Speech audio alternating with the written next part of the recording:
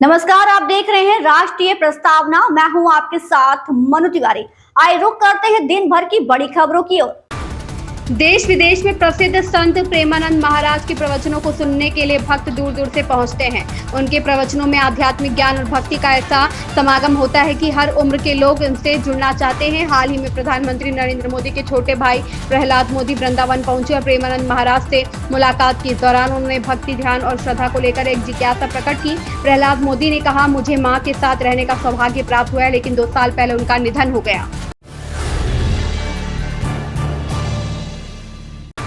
राष्ट्रीय राजधानी दिल्ली में मौसम का मिजाज एक बार फिर बदल सकता है। मौसम विभाग के पूर्वानुमान के अनुसार शनिवार और रविवार को दिल्ली एनसीआर में गरज चमक के साथ भारी बारिश होने की संभावना जताई गई है। इसमें लोगों को भीषण गर्मी और उमस से कुछ हद तक राहत मिलने की उम्मीद है। भारतीय मौसम विज्ञान विभाग ने बताया कि शनिवार को दिल्ली का न्यूनतम तापमान 28.7 डिग्री सेल्सियस दर्ज किया गया, जो सामान्य से 8 डिग्री अधिक है। वहीं अधिकतम तापमान के 37 डिग्री सेल्सियस के आसपास रहने की संभावना है। बॉलीवुड अभिनेत्री शेफाली जरीवाला के निधन की खबर ने सबको चौंका दिया। एक्ट्रेस की मौत का कारण कार्डियक अरेस्ट बताया जा रहा है। आजकल की तेज तर्रार जिंदगी और बदलती जीवन शैली के कारण कार्डियक अरेस्ट के मामले इतनी तेजी से बढ़ रहे हैं कि कई बार लोग चलते फिरते या नाचते हुए भी अचानक इसका शिकार हो जाते हैं। आइए डिटेल में जानते हैं कि क्या है यह कार्डियक अरेस्ट और इसके बचाव के। कार्डियक अरेस्ट एक बेहद गंभीर मेडिकल इमरजेंसी है जिसमें दिल की धड़कन अचानक से रुक जाती है। इसे सडन कार्डियक अरेस्ट भी कहा जाता है।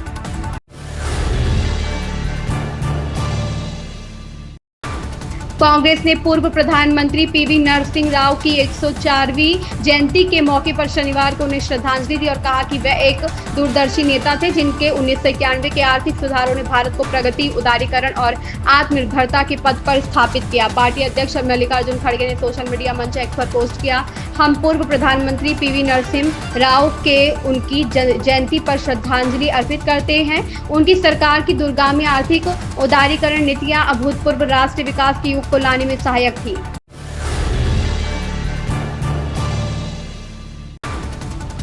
बिहार में विधानसभा चुनाव से पहले कानून व्यवस्था की स्थिति को लेकर विपक्षी दलों की आलोचना का सामना कर रहे मुख्यमंत्री नीतीश कुमार राज्य में पुलिस बल को मजबूत करने के लिए एक और कदम उठा रहे हैं और शनिवार को पटना के बापू सभागार में एक भव्य समारोह में 21,391 नवचयनित कांस्टेबलों को नियुक्ति पत्र सौंपेंगे। यह आयोजन पुलिस भर्ती और युवा रोजगार दोनों के मामले में राज्य के लिए एक महत्वपूर्ण मील का पत्थर है।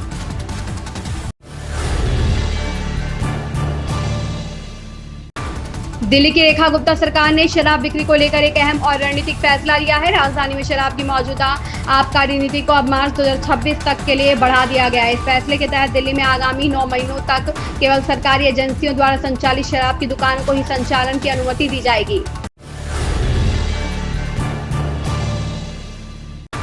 मणिपुर के पूर्व मुख्यमंत्री एन बीरेन सिंह ने शनिवार को कहा कि राज्य में एक बार फिर से लोकप्रिय सरकार बनाने की कोशिशें चल रही हैं। इस समय मणिपुर में राष्ट्रपति शासन लागू है। भारतीय जनता पार्टी के राज्य कार्यालय में कार्यक्रम से इतर बीरेन सिंह ने कहा कि उन्हें उम्मीद है कि राज्य में जल्द ही एक नई सरकार बनेगी।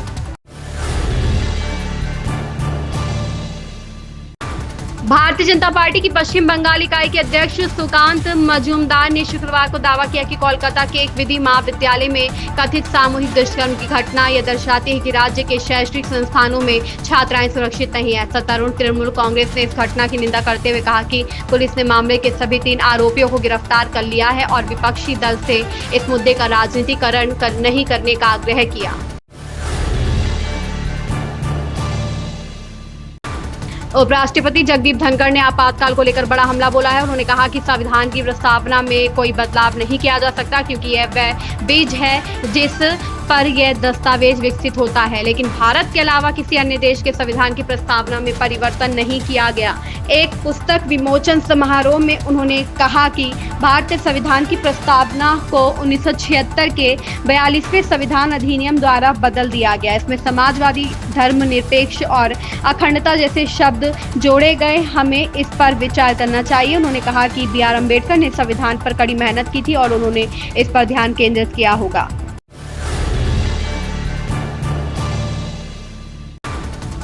पश्चिम बंगाल की सत्ताधारी पार्टी तृणमूल कांग्रेस ने आरोप लगाया कि मतदाता सूची के पुनरीक्षण की आड़ में पिछले दरवाजे से एनआरसी लागू करने की भयावह कोशिश की जा रही है। चुनाव आयोग के अभियान की टाइमिंग पर सवाल उठाते हुए टीएमसी नेता डेरेक ओ ब्रायन ने एक प्रेस कॉन्फ्रेंस में कहा कि विपक्षी इंडी गठबंधन की पार्टियां इस मुद्दे को संसद के भीतर और बाहर दोनों जगह उठाएंगी।